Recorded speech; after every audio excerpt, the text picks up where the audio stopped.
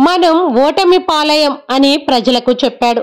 ఆ వార్త విని ప్రజలందరూ గట్టిగా ఏడవడం మొదలుపెట్టారు. ప్రజల కేకలు విన్న ఏలి కలవరపడుతూ ఆ వార్త తెచ్చిన అతన్ని దగ్గరికి పిలిచాడు. నాయనా, ఏం జరిగింది? యావే దేవుని మందసం ఏమైంది? నా కుమారులిద్దరూ క్షేమమేనా? త్వరగా చెప్పు నాయనా అని అడిగాడు ఏలి. అప్పుడు ఆ వార్తాహరుడు, మన్నించండి స్వామి, ఫిలిస్తీన్ల చేతిలో మన సైన్యాలు ఓడిపోయాయి. మన దేవుని మందసం శత్రువుల వశమైపోయింది. మీ కుమారులిద్దరూ మరణించారయ్యా అంటూ ఏడవడం మొదలుపెట్టాడు. ఈ మాటలు వినిన వెంటనే ప్రధానార్చకుడు ఏలికి దుఃఖం కట్టలు తెంచుకొని వచ్చింది. దేవుడు దూరమైపోయాడు, కుమారులిద్దరూ మరణించారు, అయిపోయింది, నా బ్రతుకంతా వృధా అయిపోయింది, నా వంశం నాశనమైపోయింది అని గట్టిగా ఏడుస్తున్నాడు ఏలి.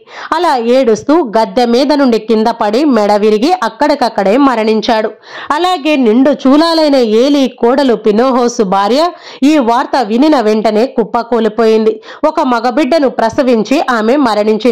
దేవుని మహిమ ఇశ్రాయేలీలను వీడిపోయింది అంటూ కలవరిస్తూ తన బిడ్డకు ఇకబోదు అని మరీ పేరు పెట్టి ఆమె మరణించింది. ఇకబోదు అంటే దేవుని మహిమ ఏది అని అర్థము. అదే విధంగా ఇశ్రాయేలు ప్రజలు దేవుని ఆజ్ఞలను మీరి పాప కార్యాలకు పాల్పడిన కారణంగా దేవుడు వారిని చేయి విడిచిపెట్టేశారు. వారు ఓటమి పాలయ్యారు. దేవుని మందసాన్ని సైతం వారు కోల్పోయారు. అయితే తాను ఇశ్రాయేలు ప్రజలతో చేసుకున్న ఒప్పందానికి గుర్తుగా ఉన్న నిబంధన మందసాన్ని ఫిలిస్తీన్లు అపహరించకపోవడాన్ని యావే దేవుడు సహించలేకపోయారు. వారిపైన కన్నెర్ర చేశారు. అంతేకాకుండా సత్యదేవునికి చిల్లర దేవర్లకు భేదము తెలియని ఫిలిస్తీన్లు యావే దేవుని మందసాన్ని అపోడు పట్టణంలోని డాగోను దేవర ఆలయానికి తీసుకుని వెళ్లి డాగోను విగ్రహం పాదాల దగ్గర పెట్టారు. ఇశ్రాయేలీల దేవుడు మన డాగోను దేవరకు దాసుడయ్యాడు అని ఫిలిస్తీన్లు గొప్పలు చెప్పుకుంటూ వెళ్లారు. అయితే రెండవ రోజు ఉదయం ఆలయ ద్వారాలు తెరిచి చూసి ఆశ్చర్యపోయారు. పీఠం మీద ఉండవలసిన డాగోను దేవర విగ్రహం యావే దేవుని మందసం ఎదుట సాగిలపడి కింద పడి ఉంది. ఫిలిస్తీన్లు ఆ విగ్రహాన్ని తిరిగి దాని స్థానంలో ప్రతిష్ఠించి పూజలు చేశారు. మరుసటి రోజు మళ్లీ వచ్చి ఆలయ ద్వారం తెరిచి చూశారు.